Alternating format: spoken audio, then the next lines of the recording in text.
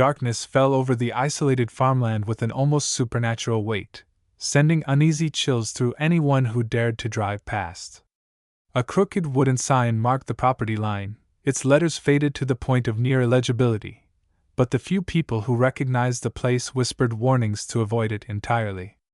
Locals had reported unnerving sounds from that direction, guttural roars muffled by distance, sometimes echoing across the fields at odd hours. Most shrugged it off as rural folklore, but one man noticed too many irregularities in those rumors to accept them as random gossip. Chuck Norris stepped into a worn gas station one crisp autumn afternoon, his boots scuffing the tired linoleum floor, greeted by the creaking of a reluctant door hinge. He was passing through that remote region of Montana for personal reasons, hoping to find some quiet and solitude in the vast expanse of farmland. But he overheard a conversation between the cashier and a local rancher, their whispered voices describing the strange happenings near a particular farm. The rancher insisted he had seen flashes of activity at night, trucks coming in and out with no headlights, accompanied by sounds of yelping that were anything but normal. Chuck listened quietly, paying attention to the rancher's concerned expression. He knew better than to dismiss local rumors when they hinted at hidden cruelty. Therefore he asked the rancher for details. The man glanced around nervously, lowering his voice, revealing that the place was owned by a reclusive figure named William Grant. Grant had a reputation for aggression and secrecy, patrolling his property with armed men, pushing away anyone who tried to pry. Chuck recognized that normal folks didn't guard farmland that viciously without reason. He politely thanked the rancher for his time. Outside, an evening chill brushed across Chuck's face as he stepped back into his truck. The sun was dipping below the horizon, painting the sky with streaks of burnt orange and purple. He'd had no intention of diving into local matters, but something about the rancher's anxiety made him pause. He decided to drive toward the area the rancher had mentioned, at least for a preliminary look. After traversing winding dirt roads and passing through miles of parched farmland, Chuck spotted the boundary fence of the infamous property. Barbed wire glinted under the last rays of daylight, a grim warning for potential trespassers. Signs that read, "No entry," were nailed to posts, each looking more ominous than the next. Chuck parked a good distance away, making sure not to draw attention. He got out quietly, scanning the surroundings. The land sloped gently downward, revealing clusters of tall, unkempt grass leading to a farmhouse that appeared neglected from afar. Rust consumed the edges of a metal roof, while chipped paint clung stubbornly to warped wooden walls. A few barns and sheds dotted the property, overshadowed by the main house. Everything looked deserted, but Chuck sensed a presence lingering in the stillness. He decided it was best to keep his distance for the time being. No sense in charging into the unknown without more information. Therefore Chuck returned to the nearest town, booking a modest motel room, a sparse place that smelled faintly of musty carpet. He spent the next day quietly gathering what intel he could, striking casual conversations at local diners, listening for any mention of the farm or its mysterious inhabitants. More than once he heard a hushed story of dogs whining late at night, of strange trucks hauling cages, but no one had seen enough to confirm anything concrete. Most people were too afraid of William Grant's reputed temper to question him. Some folks guessed there might be illegal breeding going on, others speculated about something more sinister, but nobody seemed sure. By the time Chuck finished his second day of low-key investigations, a picture began forming in his mind, though incomplete. There were consistent mentions of aggressive dogs, muffled shrieks or barking at odd hours, and suspicious comings and goings on scheduled nights. It strongly suggested an organized operation. Chuck had encountered illegal dogfighting rings before, so he recognized the signs. They often chose remote areas, well away from prying eyes, surrounding themselves with tough men who intimidated potential whistleblowers. The cruelty of such operations was something Chuck had zero tolerance for. Therefore he decided to dig deeper, stepping beyond casual inquiries into discreet reconnaissance. One night he parked on a dirt path about half a mile from the farm. The moon was high, casting a pale glow that danced across the fields. He slipped through tall grass with practiced stealth, every sense on alert. After covering a significant distance, he reached a vantage point behind a dilapidated fence, peering through gaps in the boards. He could see a faint light flicker from inside one of the barns, accompanied by distant snarling. Chuck's suspicions solidified. Men stood guard around the perimeter, some leaning on trucks, others carrying rifles slung over their shoulders. He saw more than a dozen vehicles parked in a rough semicircle, all with out-of-state plates, which raised another red flag.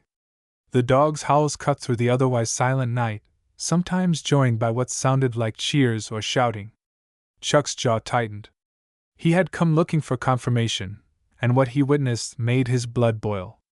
But he stayed calm, snapping discreet photos with a small camera, zooming in on the license plates of trucks and the faces he could capture. He understood that shutting down a ring like this required rock-solid evidence. The authorities around these parts might be slow to act unless they had undeniable proof. As Chuck retreated back to his truck, he formulated a plan to gather more information. Confrontation could wait until he had the law on his side. He returned to the motel, spent the early morning hours reviewing the photographs, and noted anything that might help an investigation. The next day, Chuck visited the local sheriff's office. He introduced himself politely, though he didn't flaunt his name or reputation, preferring to keep things discreet. The sheriff, a stout man named Ross Simmons, listened to Chuck's concerns. But Chuck noticed the subtle tension on Simmons's face. Simmons admitted they had received occasional complaints, but never had enough concrete evidence to secure warrants. The farm was private property, heavily guarded, and no official complaint had ever stuck. Some rumored that William Grant had connections with bigger players who paid off certain officials. Chuck observed the sheriff carefully, trying to gauge if Simmons was honest or compromised. He sensed the sheriff wasn't on the take but felt overwhelmed, possibly afraid of provoking a powerful and dangerous group. Chuck offered to provide the photographic evidence, but he also wanted to collect more. He knew that if they aimed to shut down a large-scale operation, they'd need an airtight case. Simmons hesitated, then agreed to help, advising Chuck to remain cautious. That evening, Chuck drove to meet an old contact in Helena, a 2-hour trip but worthwhile for the extra resources he could gather. The contact, a retired detective named Henry McBride, had experience exposing animal cruelty operations in the past. Chuck filled him in on the details, showing the photos and summarizing the suspicious activities. McBride narrowed his eyes, troubled by the scale of what Chuck described. Therefore, McBride offered to reach out to a trusted friend who worked with a national animal rescue organization. If they confirmed the evidence, perhaps they could coordinate with federal and state authorities for a large-scale raid. Chuck knew time was of the essence because dogfighting rings were notoriously mobile. They could vanish overnight if they sensed trouble, setting up shop elsewhere and continuing their cruelty. Hence the investigation needed to be swift and methodical. Chuck returned to the farm area under cover of darkness, determined to capture video footage of the fights, if that was what actually happened inside those barns. He parked further away this time, donning dark clothes, slipping through fields with quiet steps. The night was eerily still. A half-moon bathed the land in faint silver light, granting Chuck enough visibility to avoid detection. At first, the farm looked quiet, but as Chuck circled behind a cluster of trees, he heard it, the low rumble of men's voices, the frantic barking of dogs, the clash of metal gates. He crept closer, heart pounding with a mix of anger and urgency. Through a gap in the barn's side, he caught sight of a makeshift fighting pit. Rough wooden boards formed a perimeter. A ring of spectators stood around, money changing hands, while 2 terrified dogs snarled at each other in the center. Chuck forced himself to remain composed. Storming in alone would accomplish nothing but getting himself killed or tipping off the criminals. Instead, he hid his disgust behind a steady hand, filming the scene with a small camcorder he'd brought. The sight was sickening. One dog attacked the other, drawing blood. The men shouted and cheered, a disgusting chorus of excitement. The battered animal yelped in pain, but the handlers prodded them to keep fighting. Chuck captured faces, recorded the ringleader's voice, and noted every detail that might be useful in a future courtroom. Then he heard a deep voice shouting instructions to maintain order and place bets. That voice belonged to a tall man wearing a cowboy hat, evidently the one in charge. Chuck recognized William Grant from earlier descriptions. Grant's presence was intimidating, not because of height alone, but because of the aura of unrepentant cruelty he exuded. He strutted around the ring like he owned not just the barn, but everyone in it. Chuck observed him passing thick rolls of cash to men who handled the dogs, laughing when an animal collapsed in exhaustion. Chuck fought down the urge to break through the door, but he knew better. He had to gather as much evidence as possible. Eventually the fight ended. The losing dog was dragged away, whimpering. Chuck's fury intensified, but he knew it was critical to maintain stealth. Another fight seemed to be set to start, but Chuck had enough proof for now. He crept away, careful to avoid the guards patrolling outside. He slipped behind an old tractor, heart racing when one guard paused just feet away, scanning the darkness. But the guard seemed more interested in lighting a cigarette than thoroughly investigating. When he turned, Chuck seized the moment to slip past him. By the time he made it back to his truck, the weight of what he had seen pressed heavily on his conscience. He had proof, but he also knew each passing day meant more suffering for those innocent dogs. Therefore he called Sheriff Simmons, who insisted he meet him immediately. Chuck drove back to the small-town station, stepping inside with grim determination. Simmons viewed the footage and photos, his jaw tightening as the evidence left no doubt about the horrors unfolding. Still, the sheriff explained they needed a coordinated raid with other agencies to ensure the criminals couldn't slip away or destroy evidence. Chuck offered to take part, promising he would do whatever it took to ensure the operation succeeded. Sheriff Simmons made calls, sending the evidence up the chain. Meanwhile, Chuck felt antsy, worried that William Grant might shift locations before law enforcement could finalize the raid. Simmons said the best plan was to conduct a multi-agency sweep, local deputies, state troopers, and possibly federal agents if they secured the right warrants. Chuck told Simmons to expedite the process because criminals like Grant often had informants on the inside. Each moment that passed increased the risk. While the sheriff pushed the paperwork forward, Chuck spent his hours checking the farm's perimeter. He wanted to see if there was any sign that Grant suspected trouble. Through binoculars, Chuck observed the same trucks arriving. Men continued to patrol. Dogs continued to bark in the barns. There was no immediate sign of them shutting down, which hinted that they felt safe from any legal consequences. Therefore Chuck kept a vigilant watch, refusing to let even the smallest detail escape him. 3 days passed, a tense period during which Chuck feared they might relocate. But each evening, the dogfights continued. Money changed hands? That only fueled Chuck's resolve to act. At last, Sheriff Simmons received the necessary warrants. Extra backup arrived from the state police. Chuck explained the layout, pointing out guard positions he had witnessed, the location of the fighting pit, and the barns where dogs were likely caged. The authorities gathered in a secure location, forming a plan to converge on the farm under cover of darkness. Chuck insisted on accompanying them, arguing that his knowledge of the property and personal stake in stopping the cruelty would be valuable. Simmons hesitated because of potential liability, but Chuck's reputation and experience in high-stakes situations won him a spot on the raiding party. By midnight, several unmarked vehicles lined a quiet road near the farm. Officers wore body armor, firearms at the ready.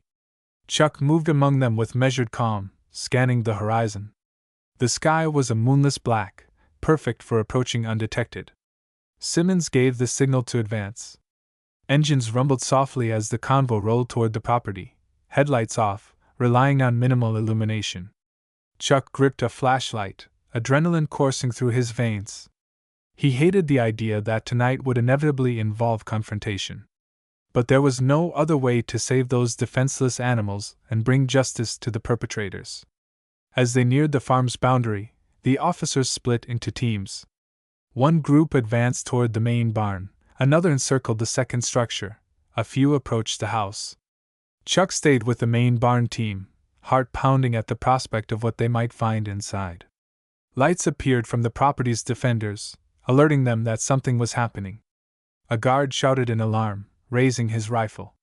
but the law enforcement group had the numbers and surprise advantage. The guard fired a warning shot that whistled into the night sky, but Simmons's men responded swiftly, ordering him to drop his weapon. He tried to run, but Chuck cut him off, disarming him with a quick strike before the guard could cause more chaos. The sound of barking intensified as officers stormed the barn. Men inside scrambled to flee, knocking over buckets and chairs, while the battered dogs cowered in cramped cages. Chuck rushed forward, scanning for William Grant. He saw the tall figure pushing his way toward a back exit. A few of Grant's henchmen blocked the path for the officers, hoping to buy him time to escape. Chuck didn't hesitate. He maneuvered through the confusion, exchanging brief punches with a burly enforcer who tried to tackle him. Chuck's fist connected sharply with the man's jaw, sending him sprawling to the dirt floor. Another man lunged at Chuck with a club, but Chuck sidestepped, catching the man's arm and twisting it just enough to force him to drop the weapon. Officers subdued the rest, cuffing them while reading their rights. Chuck sprinted after Grant, weaving through the chaos, hearing the frantic whimpers of dogs all around. He spotted Grant slipping out a side door, sprinting across the yard.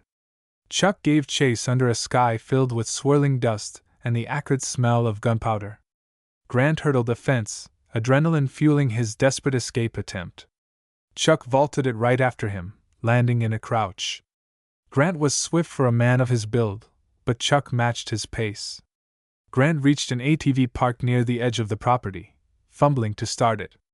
Chuck closed the gap, determined not to let him flee. But the engine roared to life. Grant kicked up dirt as he sped forward, almost running Chuck down. Chuck rolled aside, but recovered quickly, scrambling to his feet. He spied a second ATV and jumped onto it, fumbling for the ignition. It sprang into motion, and he shot off in pursuit of Grant, headlights cutting thin beams across the dark fields. The chase tore across uneven terrain, each bump threatening to send the ATVs spinning. Grant twisted the handlebars, trying to lose Chuck in the tall grass. Chuck gripped the handlebar with a fierce determination, guiding the machine with skill.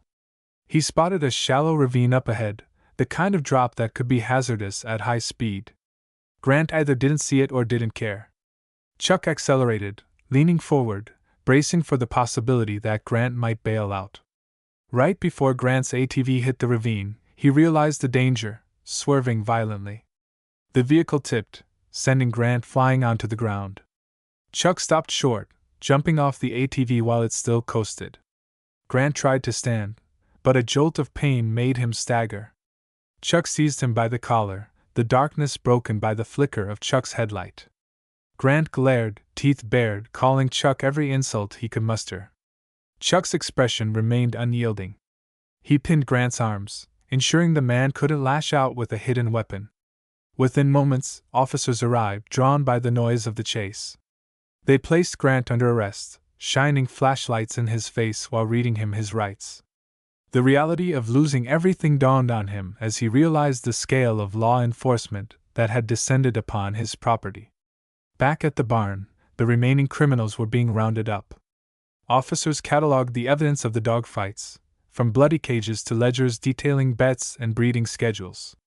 Veterinarians who had accompanied the raid rushed to examine the wounded dogs, some of which were so malnourished they could barely stand. Chuck assisted in calming a terrified pit bull cowering in a corner. He knelt beside it, speaking softly. The animal trembled, eyes wide with fear. But Chuck's gentle reassurance helped it relax just enough for the veterinarian to administer care. As dawn broke, the scope of the operation became clearer. Dozens of dogs had been discovered in appalling conditions. Some were scarred from previous fights, while others were younger, obviously being groomed to fight in the near future. Local animal rescue workers arrived with crates and blankets, carefully transporting the dogs to safe locations. Chuck stood to the side, watching as authorities processed the scene. After so much planning and tension, relief washed over him. It was bittersweet relief, because the extent of abuse was heartbreaking, but at least this ring wouldn't continue tormenting these animals. William Grant was led away in handcuffs, his head hung low, an image Chuck hoped would serve as a warning to anyone else considering profiting from such cruelty. The sheriff approached Chuck, extending a grateful hand. Chuck shook it, acknowledging that this was only the beginning. They had shut down one ring, but there might be others connected to Grant's operation. Simmons vowed to investigate any leads, determined to dismantle any remaining links to the dogfighting network.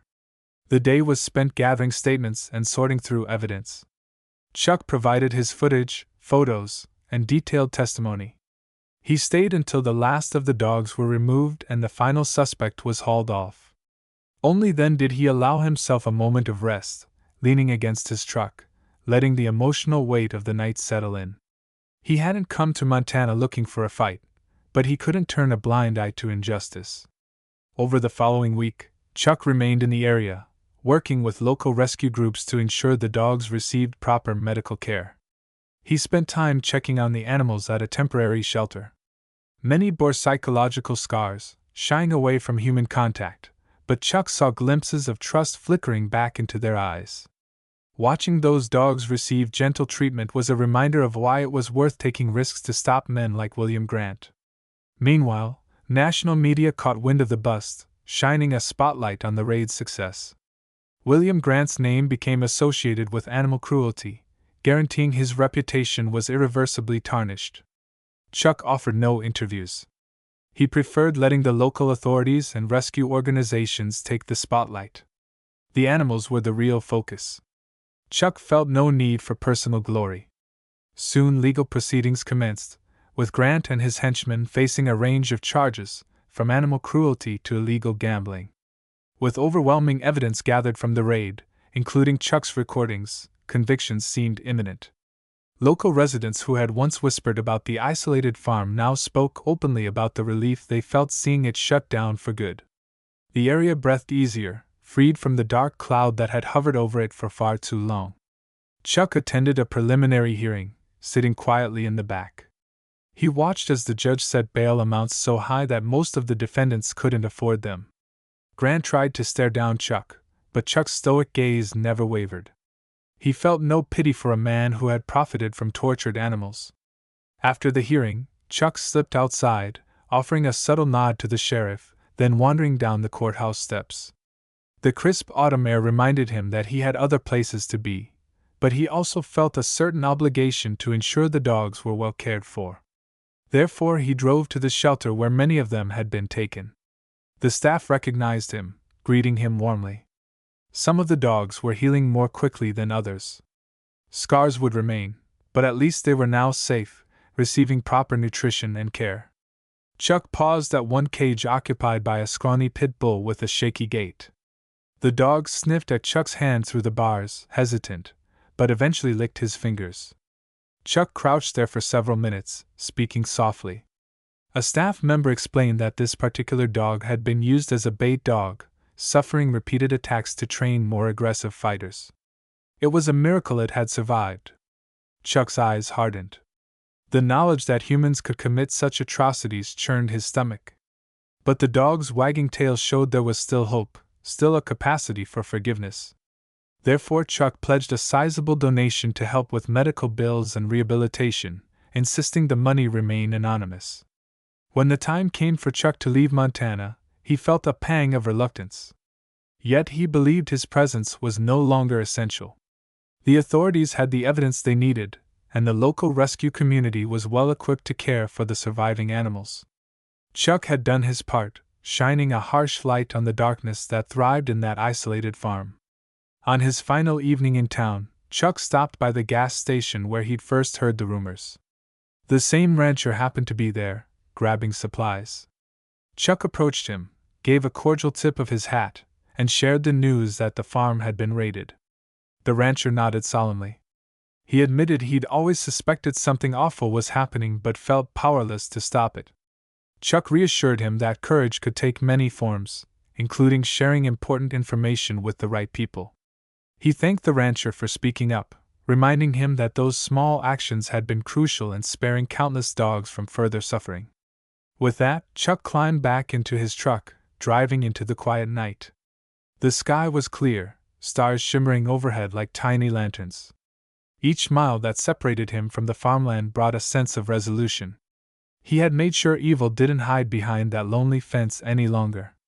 The open road beckoned him toward new horizons, new challenges. He never went looking for trouble, but whenever injustice reared its head, Chuck Norris refused to stand aside.